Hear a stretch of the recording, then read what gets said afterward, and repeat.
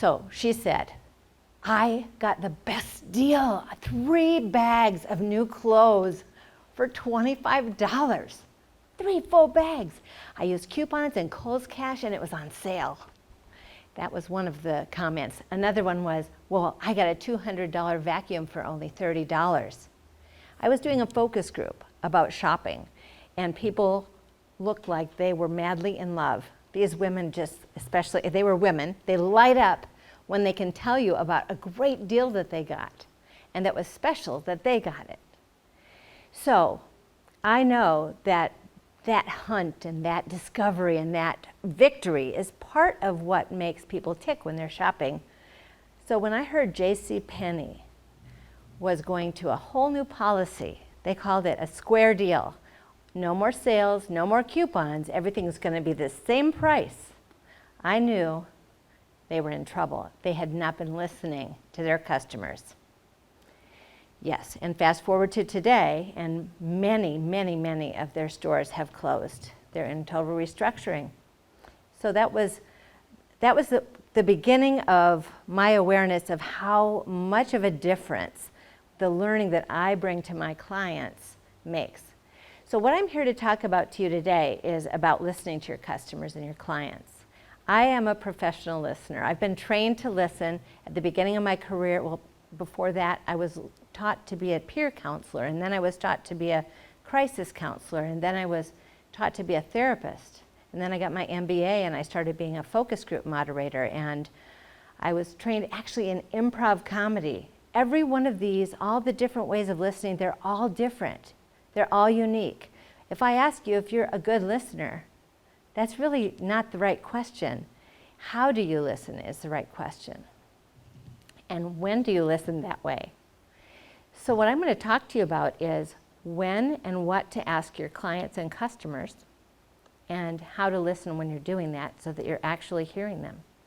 So let's start with there are 3 times when it is important to check in with your customers or clients as you're developing a business or service or product.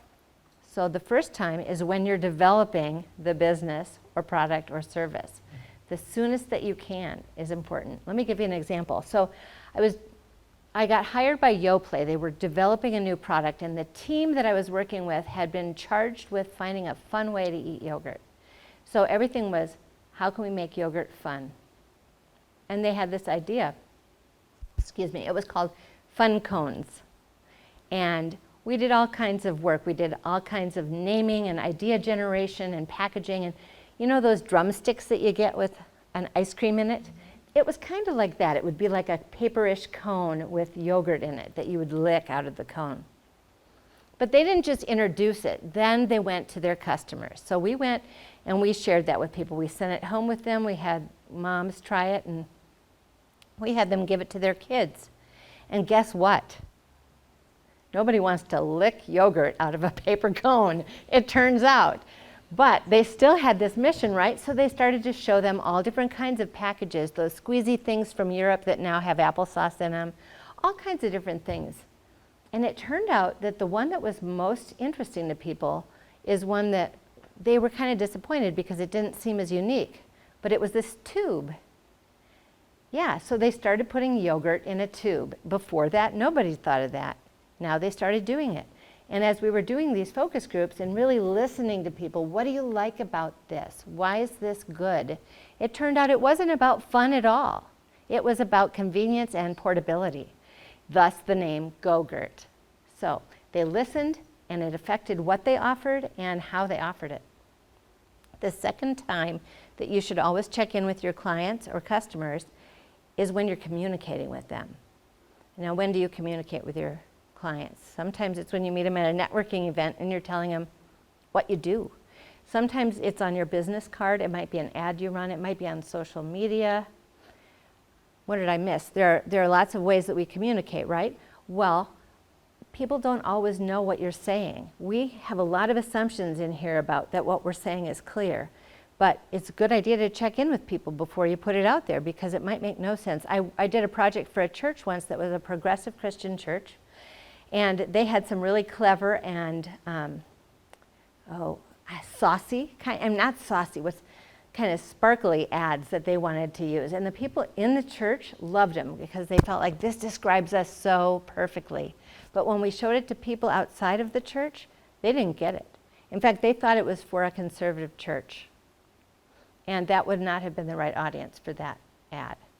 Another example is I lived in Excelsior, and there was a little candy store in Excelsior. It was really cool. It had old-fashioned candy. It was called Simply Nuts and More. They went out of business because they just didn't, get the customers. So that communication is really critical.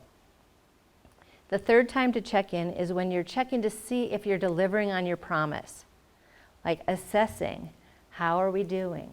You get a lot of surveys about that, right? So big companies know that and they survey you, but we should be checking also. An example of that was quite a while ago now. You know the cereal Reese's Puffs? Chocolate and peanut butter puffs, like Cocoa Puffs, only more flavorful. They weren't doing well. Now, some companies would have pulled them off the market. But some people there said, we need to understand this first. So they checked in with their customers, and we asked people, tell me what you think of these. We watched them eat them. Are they good? What's good? What isn't? It turns out, they were all one color at that time, and they looked like kind of tan Cocoa Puffs. Well, people expected them to be two colors, chocolate and peanut butter. And they expected the peanut butter ones to be kind of shiny, a little bit shiny, so that they knew it was peanut butter and it would have that mouthfeel. So they changed it, and it is still around today. That was probably 15 years ago, so it worked. So listening and asking is really important. The trouble is, you don't listen. I don't listen. I'm a professional listener, and if you tell my kids that, they would crack up, right? Because we are not really built to actually listen. We listen through filters. And so the second piece of this today is to talk to you about those filters and what to do about them. Because when you know what your default filters are, and you notice when you're using one, you can change it. So my offer to you, or my invitation to you, is don't use your default filters. Create your filters. Okay? So what are our default filters? Well, one of them is, I already know this, right? Les might have even mentioned that one last week, but it's not just about our customers and clients. So I'll tell you, I was standing in my sister's, this is an embarrassing story. I was standing in my sister's kitchen, my youngest sister, and it was Thanksgiving, and she said to me, Nancy, I'm so lucky you're my sister. I've always loved you so much. And I was pissed. I was angry. She said that, right? Was I listening to her? Apparently not, right? Because that reaction makes no sense. But I later said to my husband at the time, can you believe she said this? Like, I was really not happy about it because she and I had fought our whole lives. And in my mind, she didn't love me. She hated me, and she was looking for a way to cause me a problem. When I finally started listening to my sister for who she really was instead of my filter from when I was 5, we developed a great relationship. It's just that was there. And we do that all the time. So what are some of the other filters that we use? Sometimes we think we're right about something and somebody else thinks the answer is different. So we're listening for proof that we're right. And we hear it when we hear it, but we don't hear all the proof that supports the other side. So when you're going in and you know you have a point of view, what I recommend to you is to think about your point of view ahead of time, maybe even make a little table and take notes and notice whenever you're wrong. Notice when you're right and when the other point of view is there. So start having the filter of, what if I'm wrong? Okay, another type of filter is, emotions. So we have emotions, right? So I was doing some interviews with someone, and a woman, when I work in focus groups, my clients are behind a mirror. And I have behind this mirror a multi-ethnic team, people of all different backgrounds. And I'm in the room, and this woman I'm interviewing says something kind of offensive about the language on the bottles, which she thinks is Spanish, but it's actually French. But I'm not going to tell her that either. I knew that in the back room, whatever she said next, nobody was going to hear, because they were just either embarrassed or upset. So I had to make sure I was really listening for a while at that point. Another thing that we do, another filter that we have, is that we pigeonhole people, right? So we see somebody, we meet them, and we think they're this kind of person. And how I've seen that translate, and it could be you, is that my clients think they know who their customers are. Now, if you're a big company, you just can only imagine these people out there, right? Because they're out there. But if you are here prospecting in the world and you think my clients are affluent and they care about how they look, then you might not notice your client walking down the street in some cutoffs or whatever the thing is. And I have had that experience where my clients are saying, those aren't the right people, those aren't the right people, but they really are. Let's see. Another thing that we do is that we just don't always listen deeply. So we listen to the surface answer. We might ask something like, what do you like about this? And someone could say, well, it's convenient. Oh, great. And what don't you like about it? Well, what? What did they mean? In what way is it convenient? We assume we know, or we feel uncomfortable asking, or whatever, but it's important to ask until you understand. So what's important about that to you? Tell me what you mean by convenient. Actually, how I would normally say it is, what do you mean when you say convenient? Because we want people to understand that we're not saying, I don't know what convenient means, but people have different meanings, and I want to know what you mean when you ask, about that. We sometimes listen just to what we think is important. Like we listen to what we think. And if those Gogurt people had done that, when what was important to them and what they were getting paid for was finding something fun, they would not have heard convenient or portable, and they would not have pursued that product, and we would be stuck with a failed yogurt cone. So, in my latest venture, I'm a financial advisor.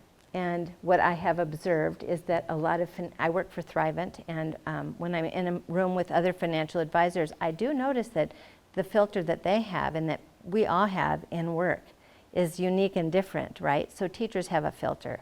Their filter might be, does this kid understand this? Or is this child smart?